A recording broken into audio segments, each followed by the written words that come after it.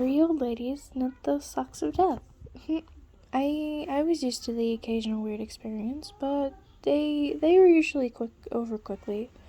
This 24/7 hallucination was more than I could handle. For the rest of the school year, the entire campus seemed to be playing some kind of trick on me. The students acted as if they were completely and totally convinced that Mrs. Kerr, a perky blonde woman who I'd never seen in my life until she got on our bus at the end of the field trip, had been our pre-algebra teacher since Christmas. Every so often, I would spring a Mrs. Dodds reference on somebody just to see if I could trip them up, but they would stare at me like I was a psycho. It got so I almost believed them. Mrs. Dodds had never existed. Almost. But Grover couldn't fool me. When I mentioned the name Dodds to him, he would hesitate, then claim she didn't exist, but I knew he was lying. Something was going on. Something had happened at that museum. I didn't have much time to think about it during the days, but at night, visions of Mrs. Dodds with talons and leathery wings would wake me up in a cold sweat. The freak weather continued, which didn't help my mood. One night, a thunderstorm blew out the windows in my dorm room. A few days later, the biggest tornado ever spotted on Hudson Valley touched down only 15 miles from Yancey Academy. One of the current events we studied in the social studies class was an unusual number of small planes had gone down and settled in squalls in the Atlantic that year. I started feeling cranky and irritable most of the time. My grades slipped from D's to F's. I got in more fights with Nancy, Bobo Fit, and her friends. I was sent out in the hallway in almost every class.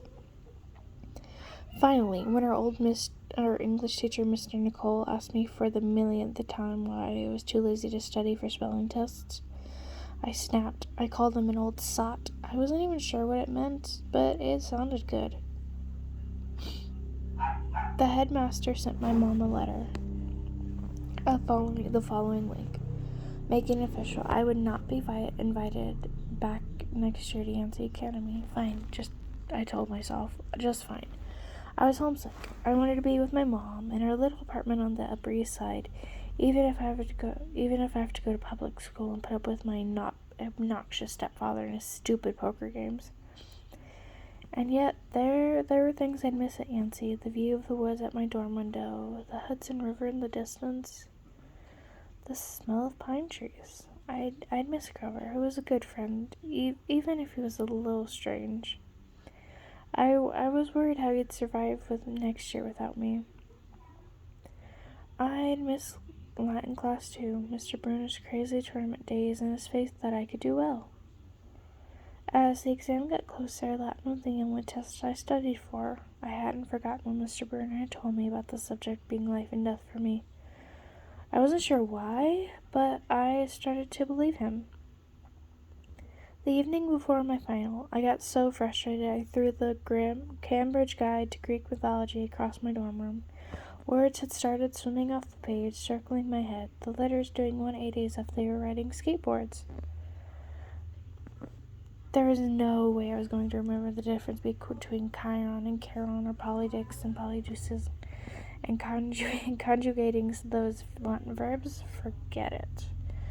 I paced the room, feeling like ants were crawling up my shirt. I remember Mr. Bruner's serious expression, his 1,000-year-old eyes. I will accept only the best from you, Percy Jackson. I took a deep breath. I picked up the mythology book. I had never asked a teacher for help before. Maybe if I talked to Mr. Bruner, he could give me some pointers. At least I could apologize for the big fat F I was about to score on his exam. I didn't want to leave Yancey Academy with him thinking I hadn't tried. I walked downstairs to the faculty offices. Most of them were dark and empty, but Mr. Bruner's door was ajar, light from his window stretching across the hallway floor. I was 3 steps from the door handle when I heard voices inside the office. Mr. Bruner asked the question. A voice that was definitely Grover said, "Worried about Percy, sir?" I froze. I'm not usually an eavesdropper, but I dare you to try not listening if you hear your best friend talking about you to an adult. I inched closer. alone this summer, Grover was saying. I mean, a kindly one in the school? Now that we know for sure, and they know too. We would only make matters worse by rushing him, Mr. Bruno said. We need the boy to mature more. But he may not have time. The summer solstice deadline will be resolved without him, Grover. Let him enjoy his ignorance while he still can. Sir, he saw her. His imagination, Mr. Bruno insisted. The mist over the student staff will be enough to convince him of that. Sir, I can't fail in my duties again. Grover's voice choked with emotion. You know what that would mean. You haven't failed, Grover, Mr. Bruno said kindly. I should have seen her for what she was.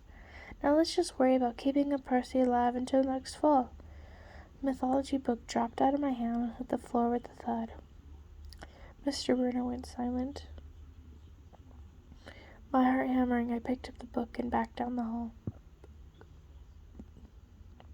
A shadow slid across the lighted glass of Bruner's office door, the shadow of something taller than my wheelchair-bound teacher holding something that looked suspiciously like an archer's bow. I opened the nearest door and stepped inside. A few seconds later, I heard a slow,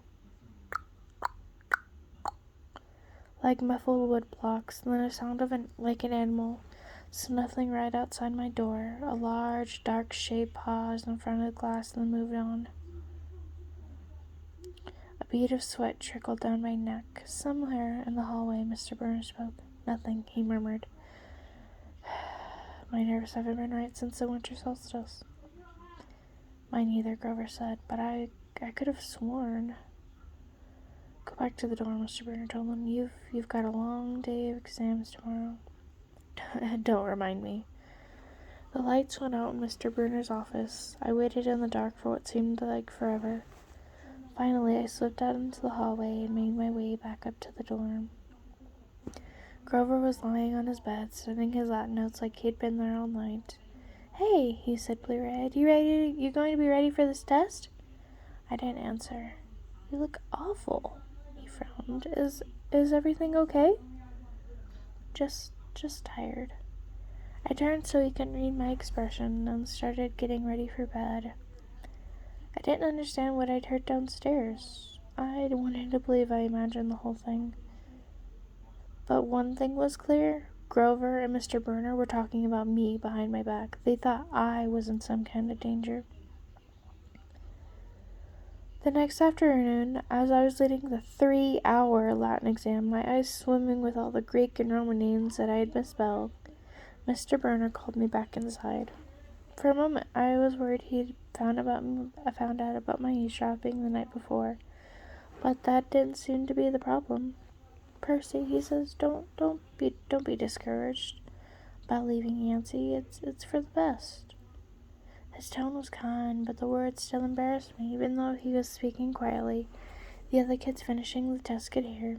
Nancy Bubblefoot smirked at me and made sarcastic little kissing motions with her lips.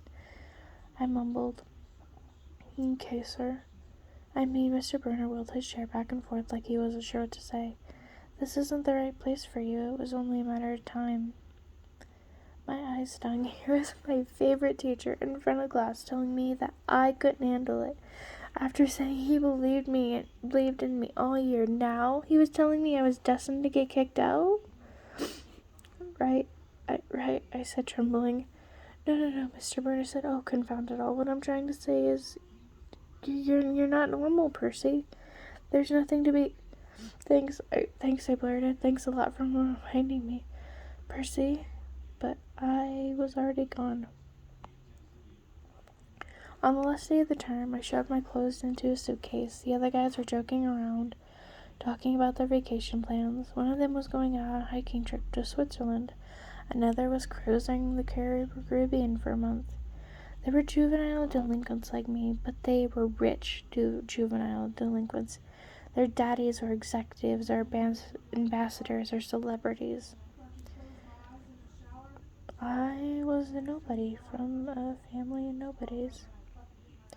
They'd asked me what I'd be doing this summer, and I told them I was going back to the city.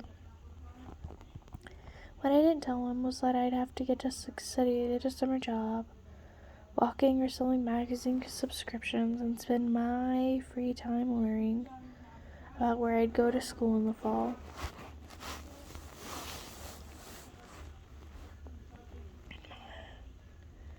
Oh, one of the guys said, "That's cool." They went back to their conversation as if I'd never existed. The only person I dreaded saying goodbye to was Grover, but as it turned out, I didn't have to. He booked a ticket to Manhattan on the same Greyhound as I had, so there we were, together again, heading into the city. During the whole bus ride, Grover kept glancing around the aisle, watching the other passengers. It occurred to me that he'd always acted nervous and fidgety when we left Yancey, as if he expected something bad to happen. Before, I'd always assumed he was worried about getting teased, but there was nobody to tease him on the Greyhound. Finally, I couldn't stand it anymore, I said. "Looking for kindly ones?" Grover nearly jumped out of his seat. What do you mean?" I confessed about eavesdropping on him and Mr. Brunner the night before the exam. Grover's eyes twitched. "How much did you hear?" "Oh, not much. What's the summer solstice deadline?" He went, "Look, Percy, I was just worried for you. I mean, hallucinating about demon math teachers?" "Grover, and I was telling Mr. Brunner that maybe you're overstressed or something because there's no way such a person as Mrs. Dodds, and Grover, you're a really, really bad liar." His ears turned pink. From his shirt pocket, he fished out a grubby business card. "Just take this, okay, in case you need me this summer." The card was in fancy script, which was murder on my dyslexic eyes, but I finally made out something like, "Grover Underwood, keeper, Half-Blood Hill, Long Island, New York, 800-009-00009. What's half?" "Don't say it out loud," he yelled. That's my summer address." My heart sank. Grover had a summer home. I had never considered that his family might be as rich as the others at Yancey. "Okay," I said glumly, "so, like, if I want to come visit your mansion," he nodded, or if you need me." "Why would I need you?" It came out harsher than I meant to. Grover blushed down to his Adam's apple. "Look, Percy, the truth is, I kind of have to protect you." I stared at him. All year long, I'd gotten in fights keeping bullies away from him. I'd lost sleep worrying about that he'd get beaten up next year without me, and here he was acting like he was the one who defended me. "Grover," I said, "what exactly are you protecting me from?" There was a huge grinding noise under our feet. Black smoke poured out from the dashboard, and the whole bus filled with the smell of like rotten legs. The driver cursed and limped the Greyhound over to the side of the highway. After a few minutes of clanking around in the engine compartment, the driver announced that we'd all have to get off. Grover and I filed outside with everybody else. We were on a stretch of countryside, no place you notice if you didn't break down here. On our side of the highway was nothing but maple trees and litter from passing cars. On the other side, across 4 lanes of asphalt shimmering with afternoon heat, was an old-fashioned fruit stand. The stuff on sale looked really good, heaping boxes of blood-red cherries and apples, walnuts and apricots, jugs of cider, and a clawfoot tub full of ice. There were no customers, but 3 old ladies sitting in rocking chairs in the shade of maple tree, knitting the biggest pair of socks I'd ever seen. I mean, these socks were the size of sweaters, but they were clearly socks. The lady on the right knitted one of them. The lady on the left knitted the other. The lady in the middle held an enormous basket of electric blue yarn. All 3 women looked ancient, with pale faces wrinkled like fruit leather, silver hair tied back in white bandanas, bony arms sticking out of bleached cotton dresses. The weirdest thing, they seemed to be looking right at me. I looked at Grover to say something about this, but saw that the blood had drained from his face. His nose was twitching. "Grover," I said, "Hey, man, tell me they're not looking at you. Tell they are, aren't they?" "Well, yeah, weird, huh? You think those socks would fit me?" "Not funny, person, not funny at all." The lady in the middle took out a huge pair of scissors, gold and silver, long-bladed like shears. I heard Grover catch his breath. "We're getting on the bus," he told me. "Come on." "What?" I said, "It's 1,000 degrees in there." "Come on." He pried open the door and climbed inside, but I stayed back. Across the road, the old ladies were still watching me. The middle one cut the yarn. I swear I could hear the snip across 4 lanes of traffic. Her 2 ladies balled up the electric blue slogs, leaving me wondering who they could possibly be for. Sasquatch or Godzilla. At the rear of the bus, the driver reached a big chunk of smoky metal of the engine compartment. The bus shuddered and the engine roared to life. The passengers cheered. "Darn right!" yelled the bus driver. He slammed the bus with his hat. "Everyone back on board." Once we got going, I started feeling feverish, as if I'd caught the flu. Grover didn't look much better. He was shivering, his teeth were chattering. "Grover? Yeah? What are you not telling me?" He tapped his forehead with his shirt sleeve. "Percy, what did you see back at the fruit stand?" "You mean the old ladies? What is it about them, man? They're not like Mrs. Dodd's, are they?" His expression was hard to read, but I got the feeling that the fruit stand ladies were something worse. Were something much, much worse than Mrs. Dodd's. He said, "Just tell me what you saw." The little one took out her scissors, and she cut the yarn. He closed his eyes and made a gesture with his fingers that might have been him crossing himself. But it wasn't. It was something else, something older. He said, "You saw her snip the cord." "Yeah, so?" But even as I said it was, I knew it was a big deal. "This is not happening," Grover mumbled. He started chewing at his thumb. "I don't want this to be like last time." "What last time?" "Oh, 6th grade. They never get past 5th grade." "Grover," I said, because he was really starting to scare me. "What are you talking about?" "Let me walk you home from the bus station. Promise me." This seemed like a strange request to me, but I promised he could. "Is this like a superstition or something?" I said. No answer. Grover, that snipping of the yarn, does that mean somebody's going to die?" He looked at me mournfully, like he was picking the kind of flowers I'd like best out on my coffin.